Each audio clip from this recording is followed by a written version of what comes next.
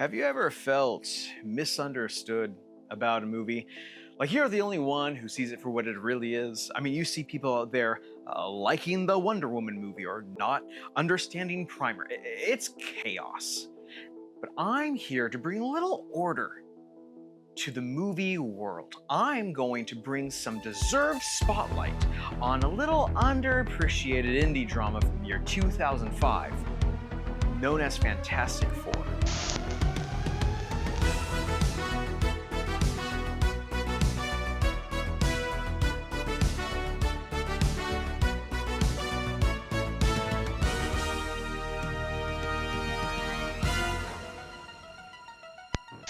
I don't know what you're thinking, indie drama?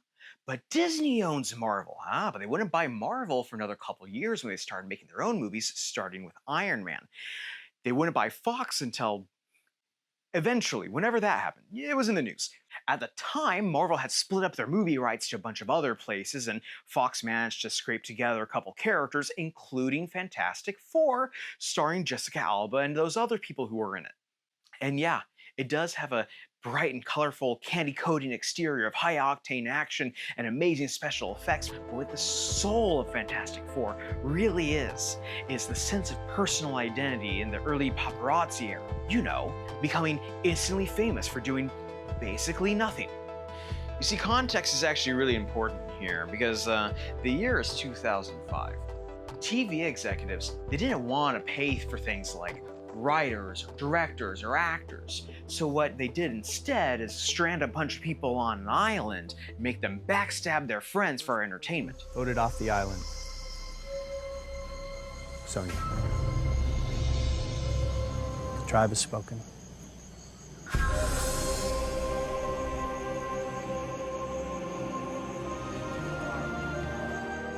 Or you simply go the paparazzi route and capitalize on the daughter of a Wheaties box, releasing some alternative media. Because this is, of course, the era of paparazzi, of TMZ, of checkout tabloids, critiquing the bodies of teenage girls 20 years before Ozempic was invented. And if you're a Fox executive with the rights to a beloved comic book spanning decades of fans, what do you do with this information?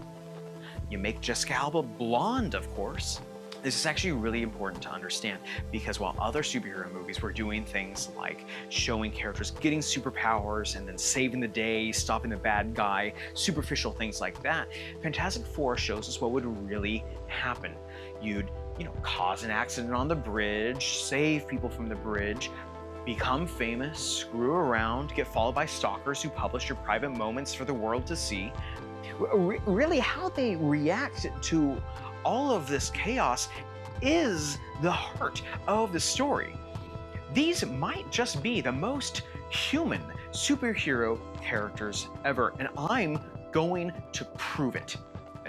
And yes, I understand that the Spider-Man movies were really popular at the time. They also dealt with a character who had to work with bad press. But Spider-Man was the one taking pictures of himself and then selling it to the guy who was yelling about how bad he was. I mean, masochistic much? And as everyone can see, that's why Fantastic Four has better role models. This little makeshift family does what any instant celebrity would do. In fact, probably should do. You lock yourself inside and decide what to do from there. Preferably in a large science lab in your penthouse. How to reverse them. Whoa. But I have to warn you, it's going to be a little crowded in some areas.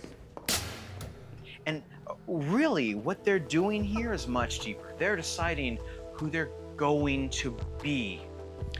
Take Reed here, the nerd.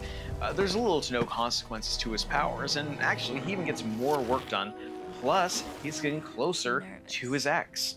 So what does he do? He wants to get rid of his powers. Why? He doesn't want to be Mr. Fantastic. He knows who he really is, and that's a broke scientist. Is he Dr. Fantastic? No, because he's humble, and we can all learn something from that. Now let's take a look at Ben Grimm, the Thing. Perfect. He was a pilot before all of this, a good one at that. And now what is he? too heavy. Can't even use a regular elevator in a high-rise building. Is he gonna go to space again? Absolutely not. Weightlessness of space? Not on this space station. Is it safe? He has to figure out what he's going to be, and his journey is long and complex.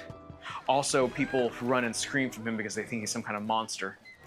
Don't do drugs. Yeah, it's a bummer too. Then there's Jessica. She takes her clothes off multiple times in this movie, and yet there's no nudity. I checked. She's the obvious connection to paparazzi culture, mostly because that's what literally happens to her. Her stalker photos are taken at a distance and then plastered all over the newsstands, which was popular in 2005. So I think it's kind of obvious what the theme here is. Don't you? Why don't you strip down and have 100 people stare at you? Super. I'm gonna need therapy. And then there's Johnny Storm. Besides having the name of a punk rocker from the 1990s, he's the real brains of the operation. Though he was snubbed out of leadership by the guy who calls himself Mr. Fantastic. Which one of you is the leader? That would be me. No, seriously. Frankly, kind of arrogant on himself, that, but whatever. When Johnny sees an opportunity, he takes it. He knows his buddy has money problems, and he doesn't want to embarrass the guy. So what does he do to help his friends?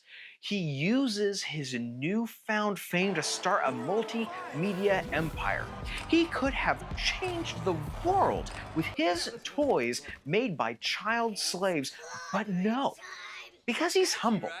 And we could all learn something from him. That was the prototype!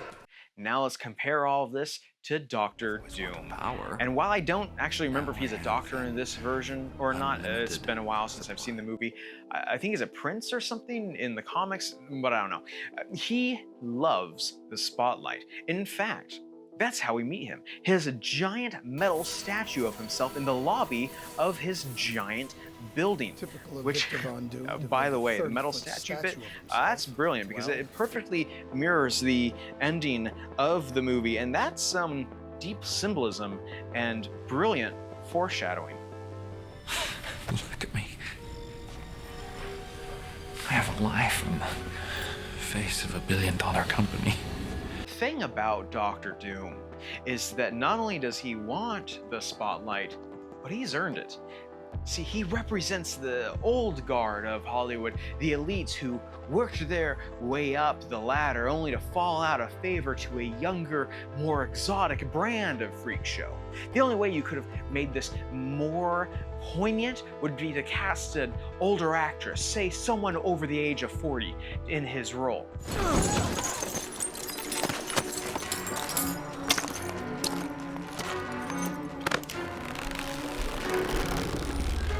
Why the long face? As his new mutation affects him more and more, and his skin starts to change, his outside starts to match his inside. Cold and hard and jagged or something. So what does he do? He doesn't want to show people what he's becoming. Instead, puts on a mask that already matches his skin tone and the one from the comics. He goes around and starts terrorizing people to regain some sense of identity. He tortures his friend, he abuses his ex, and indirectly causes an ecological disaster, as was the style at the time. Luckily, our heroes embrace their identities and new branding by using their largely untested superpowers in a way that has a good chance of destroying the world. That's the temperature of the sun. Not only could you kill yourself, but you could set fire to Earth's atmosphere and destroy all human life as we know it. Johnny!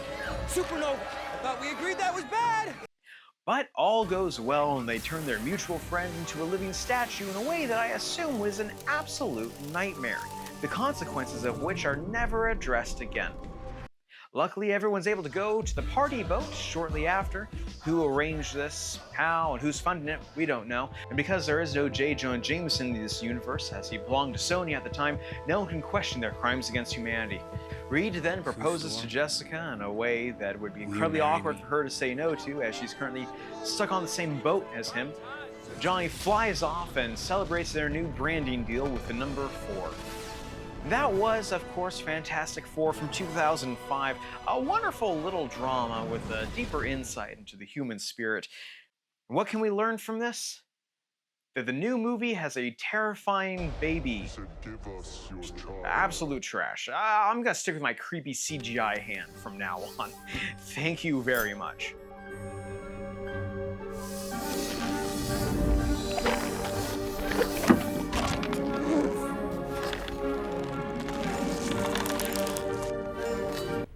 That's gross.